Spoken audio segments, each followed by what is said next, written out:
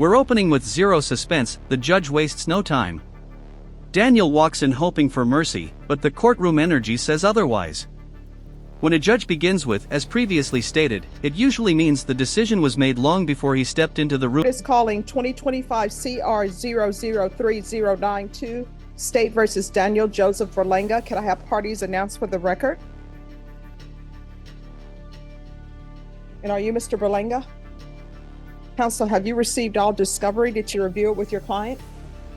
Court will find that the state is in compliance with discovery. Are there any applications in this case?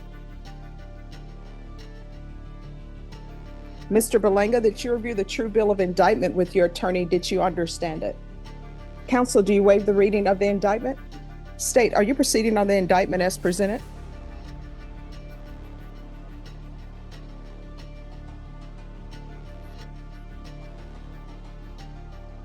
Any objection?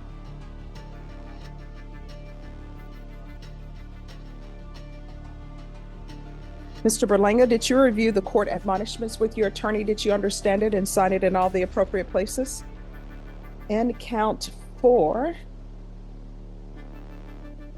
You're charged with assault family household member with a previous conviction as a third-degree felony. Range of punishment is anywhere from 2 to 10 years in prison and up to a $10,000 fine. Did you understand?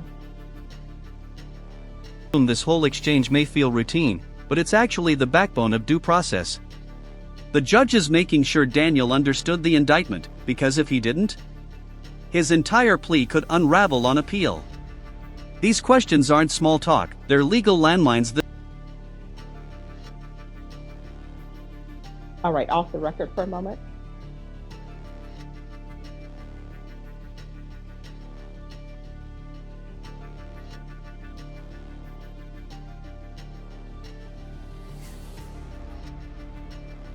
All right, what you're charged with in count 4 is a third-degree felony. Range of punishment is anywhere from 2 to 10 years in prison and up to $10,000 fine.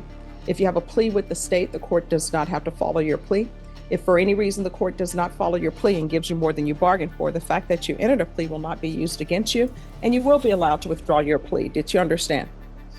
You have a right to jury trial, a right for you or your attorney to cross-examine and confront any witnesses. The state would call in the right to remain silent. By entering this plea, you're giving up those rights that you intend to give up. Thank you.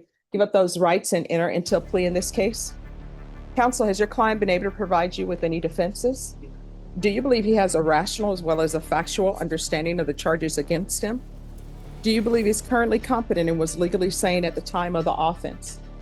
Mr. Banga, has anyone threatened you, coerced you, or placed you in fear to get you to enter this plea? Anyone promised you anything? This is the moment defendants never forget. The judge reminds him, I don't have to follow your deal. Translation? The state can recommend mercy, but the judge holds the hammer. And with a family violence prior on his record, that hammer is getting heavier by the second. Other than the plea? Are you satisfied with the way you've been represented? If you're not a U.S. citizen, by entering this plea, you will be deported, denied naturalization, and re-entry. Do you understand? Court will find that defendant has knowingly and voluntarily waived his right to jury trial.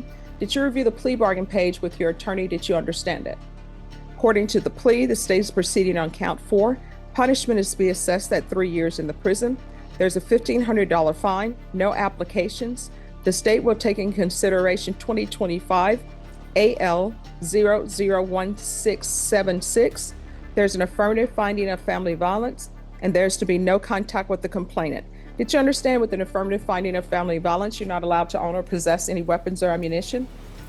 Did you understand with an affirmative finding of family violence, you're not allowed to be designated as primary custodial parent? Did you understand that to be the entirety of your plea? Defense, is that the plea? State, is that the plea? Did you review the waiver of appeal paragraph with your attorney? Did you understand it and sign it in both places?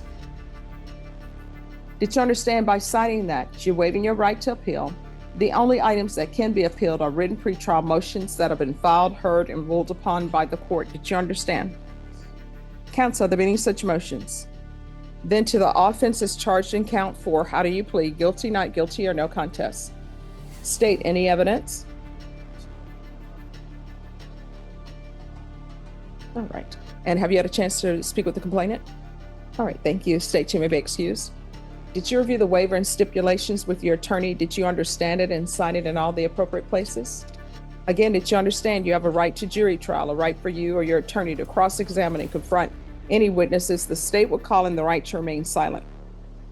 Did you understand that today the state will be presenting evidence in the form of witnesses' statements and police reports, but most importantly, there will be no live testimony? Did you understand?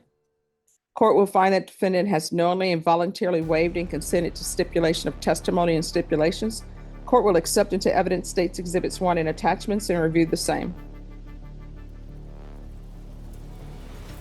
All right, after reviewing states exhibits 1 and attachments, the court will find there is sufficient evidence to find you guilty, and the court will find you guilty. Are we proceeding with sentencing? Anything you wish to say on behalf of your client? All right, and state, why should I follow this agreement?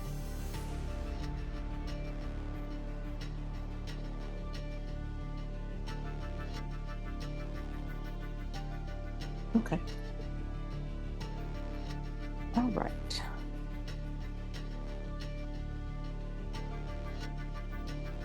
What I see is taking a while to upload. All right. As previously stated, the court is finding you guilty. The court will sentence you to 3 years in the prison. Legally, I'm required to give you credit for any time served. There's a $1,500 fine. Here it is, the turning point. Judges don't usually say this out loud unless they're genuinely questioning whether the plea is too soft.